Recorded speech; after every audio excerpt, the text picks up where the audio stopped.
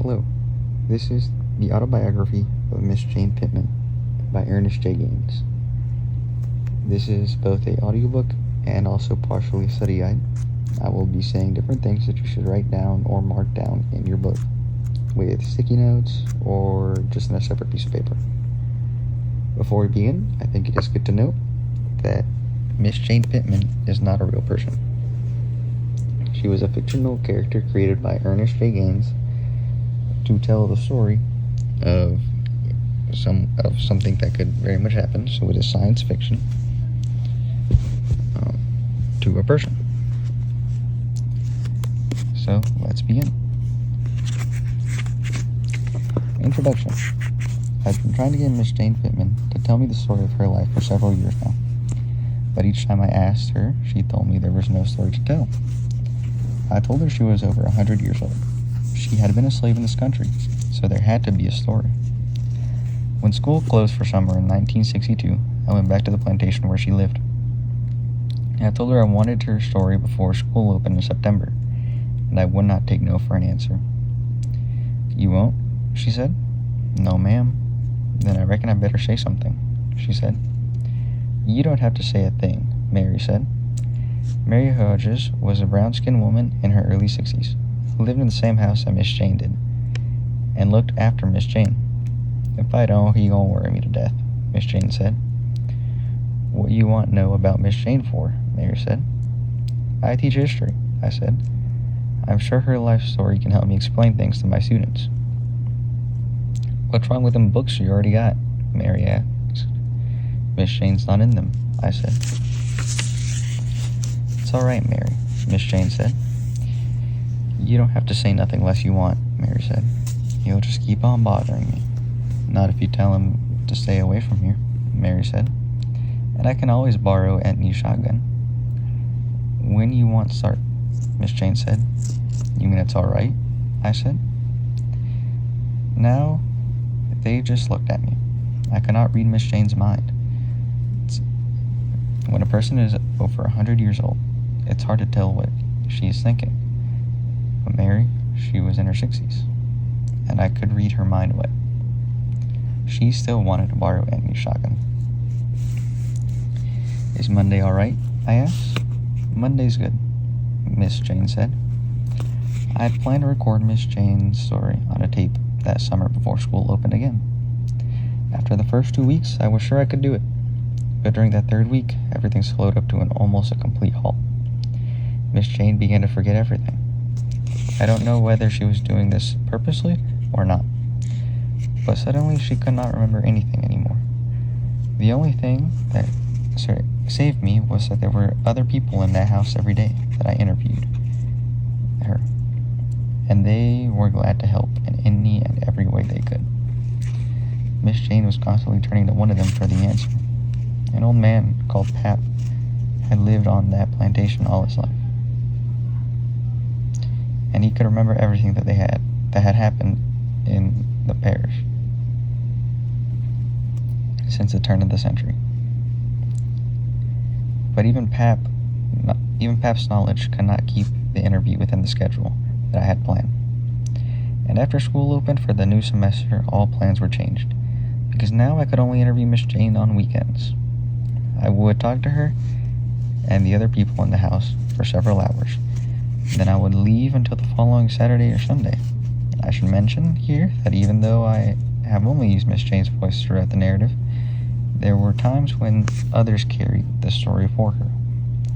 When she was tired, or when she just did not feel like talking anymore, or when she had forgotten certain things, someone else would always pick up the narration. Miss Jane would sit there listening until she got ready to talk again. If she agreed with what the other person was saying, she might let him go on for quite a while. But if she did not agree, she would shake her head and say, "No, no, no, no." The other person would not contradict her, because after all, this was her story. There were times when I thought the narrative was taking ridiculous directions. Miss Jane would talk about one thing one day, and the next day she would talk about something else, totally different. If I were bold enough to ask, "But what about such and such a thing?" She would look at me incredulously and say, "Well, what's about it?" And Mary would pick back up with, "What's wrong with that? You don't like that part?" I would say, "Yes, but..." Mary would say, "But what?" I would say, "I just want to tie up all the loose ends." Mary would say, "Well, you don't tie up all the loose ends all at the same time. And if you got to change her way of telling it, you tell it yourself. Or maybe you done heard enough already." Then both of them would look at me as if I had come into the room without knocking. "Take what she say and be satisfied," Mary would say. I could not possibly put down on paper everything that Miss Jane and the others said on the tape during this 8 or 9 months. Much of it was too repetitious, and I did not follow a single direction. What I have tried to do here was not write everything, but in essence everything that was said. I have tried my best to retain Miss Jane's language, her selection of words, the rhythm of her speech. When she spoke, she used few words as possible to make her point. Yet there were times when she would repeat a word or phrase over and over, when she thought it might add humor or drama to the situation. Miss Jane died about 8 months after that last interview. At her funeral, I met many of the people whom she talked about. I told them about the tape, and I asked if I could talk to them sometime. Almost everyone, both black and white, said I could. Some of them wanted to hear the tape, or part of it, before they made any comments. After hearing the tape, they refused to say anything.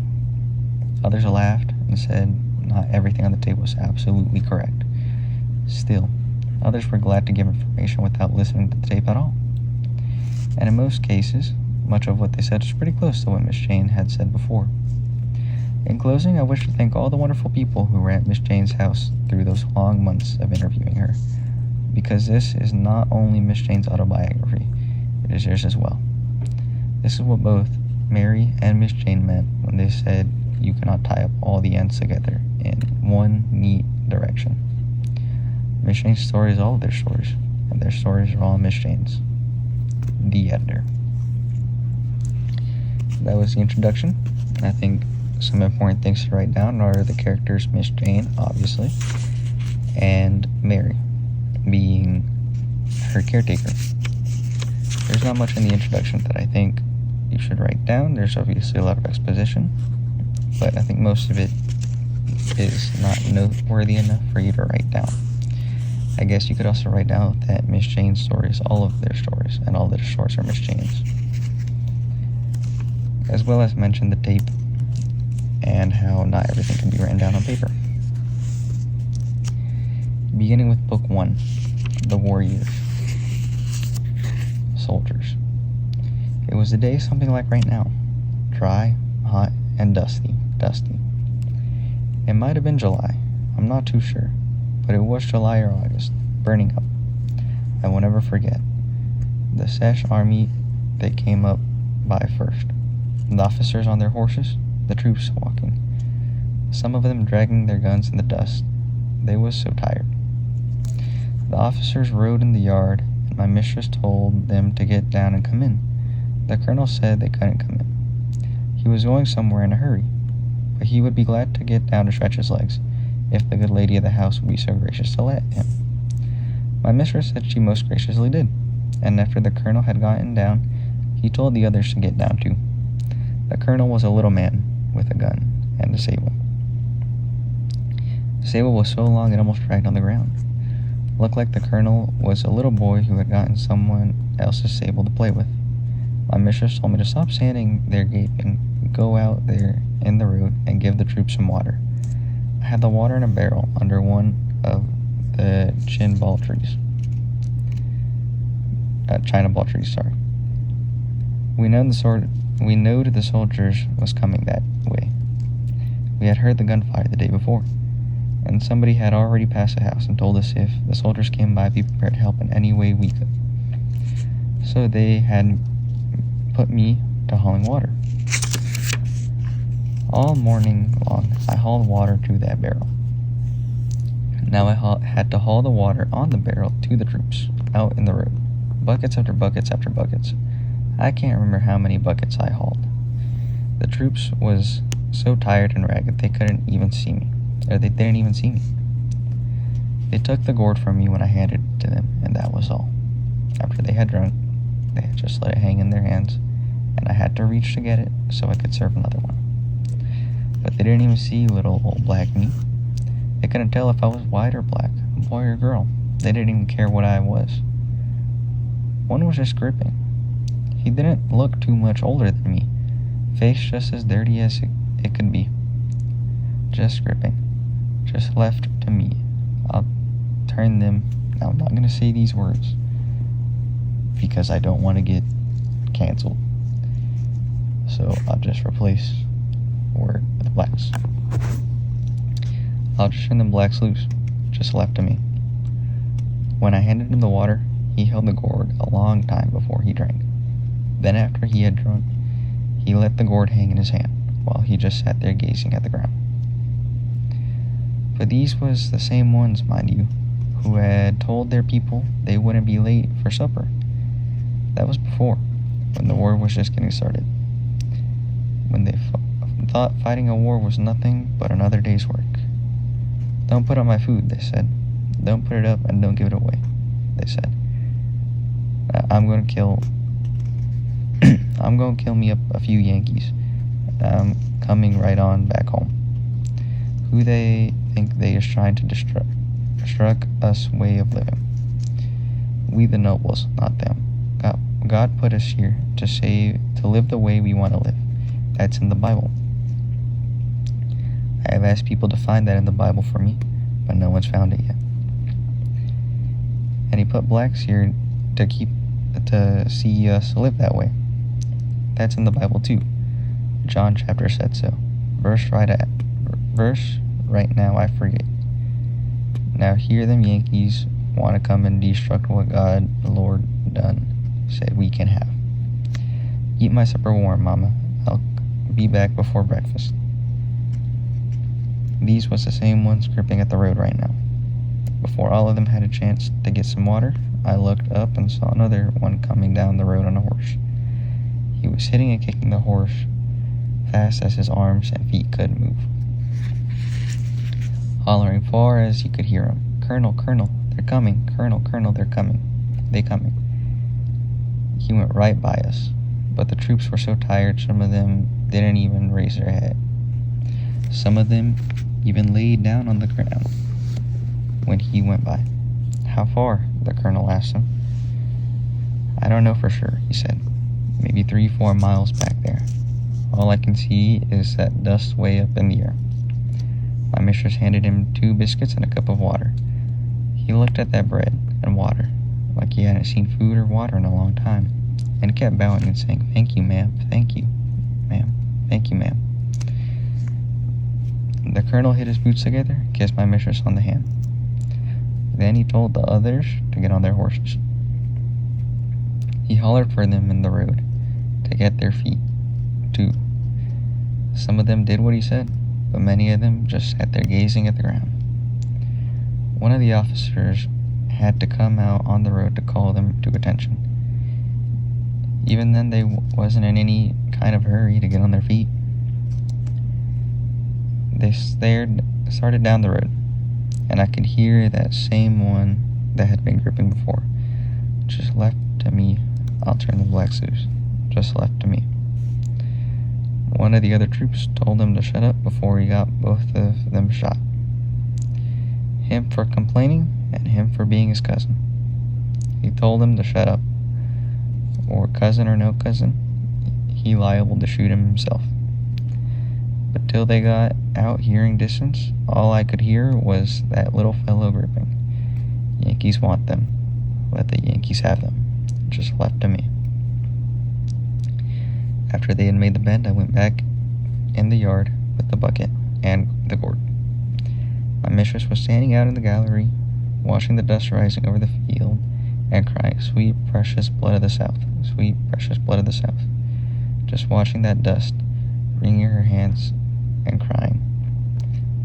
Then she saw me standing there, looking up at her. What are you standing there for? She said. Go fill that gourd. What for, mistress? They're gone now. Don't you think Yankees drink? She said. Go get the water. I got to haul water for the old Yankees too? I said. Yes, she said. You don't want them boiling you in oil and eating you, do you? No, mistress, I said. You better get that water too then. She said. A Yankee like nothing better than cooking a little black cow and chewing her up, where the rest of them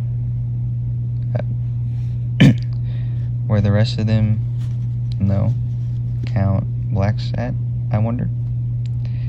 They went hiding with master in the swamps, I said, pointing towards the back. Stop that pointing, my mistress said. You can't tell where a Yankee might be.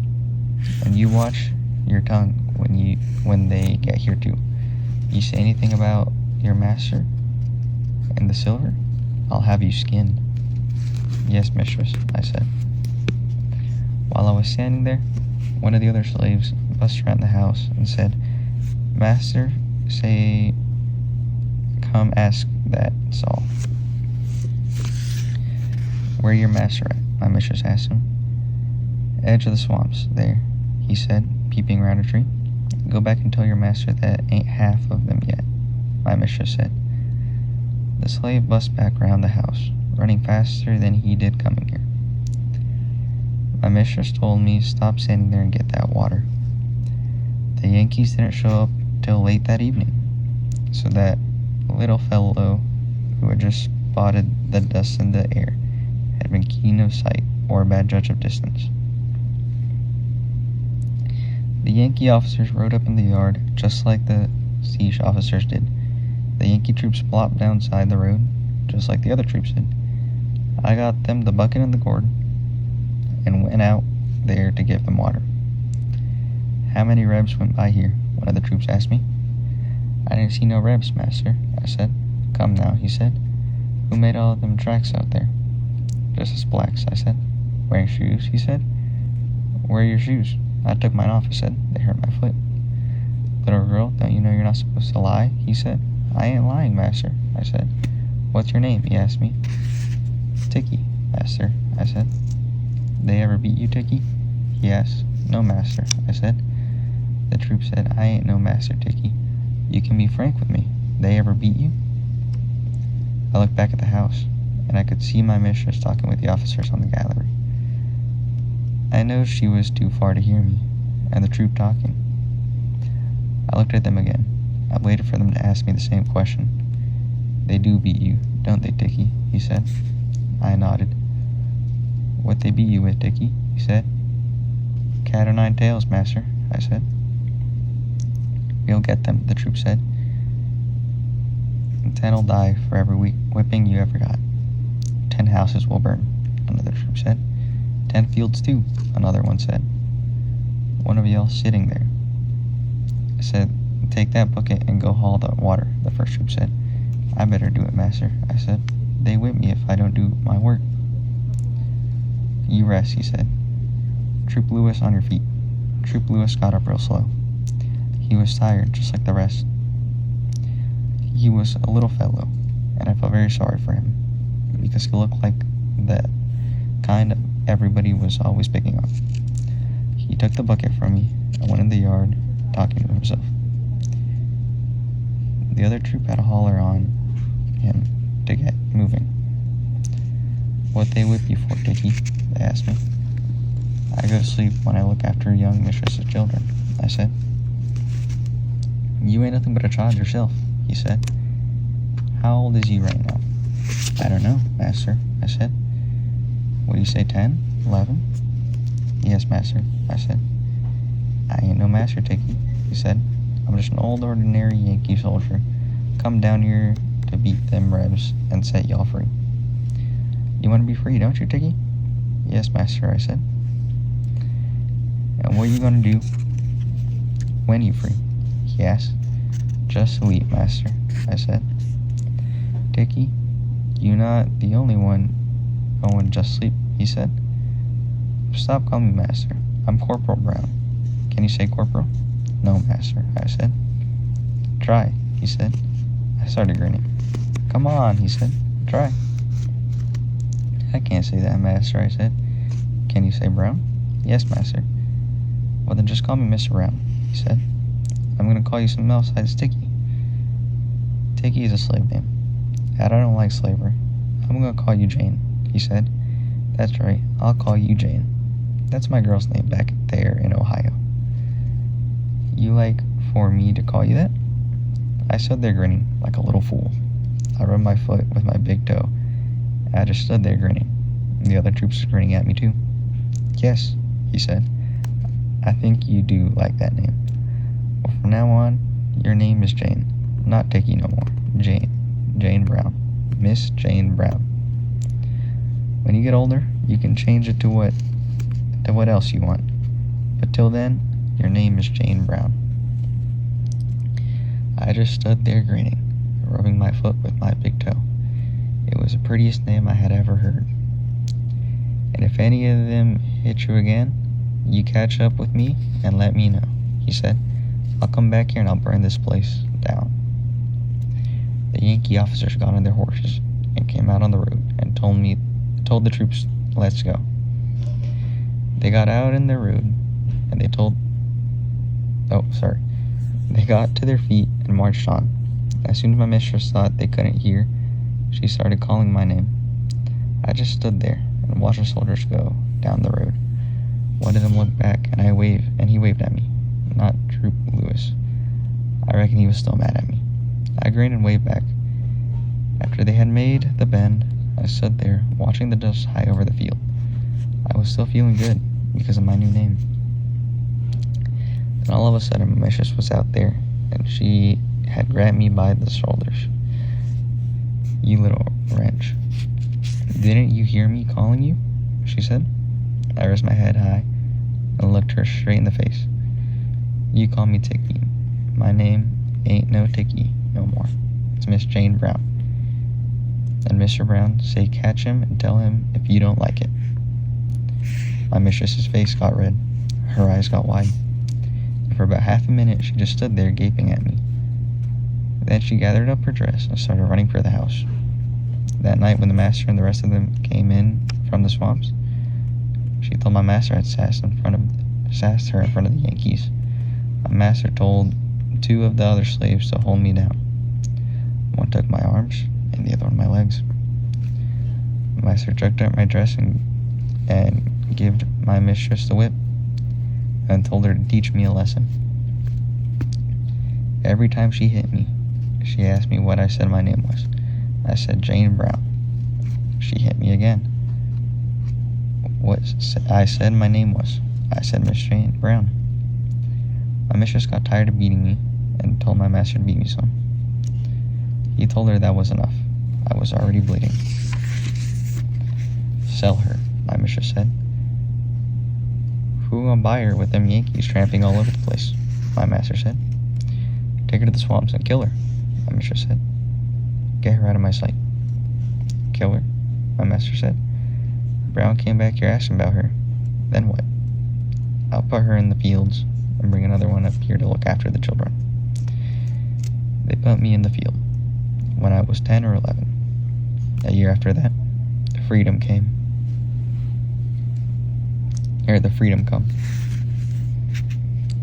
Alright, some things to write down in soldiers. I would say be the rebels and how they treated her, how they treated Jane compared to the Yankees, and how the mistress and master,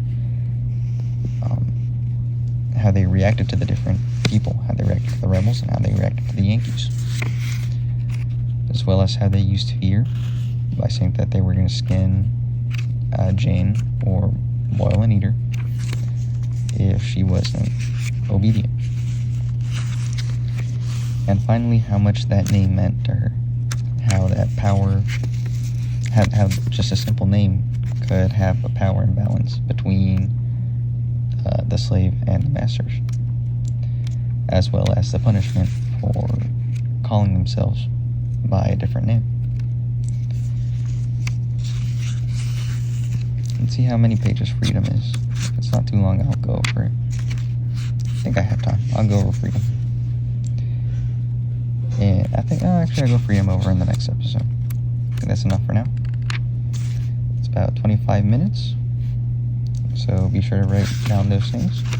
And anything else that you might find interesting or that you find important, you should write that down too, and also leave it in the comments for anyone else to write down. Thank you very much for watching and for listening, and I will record the next one soon.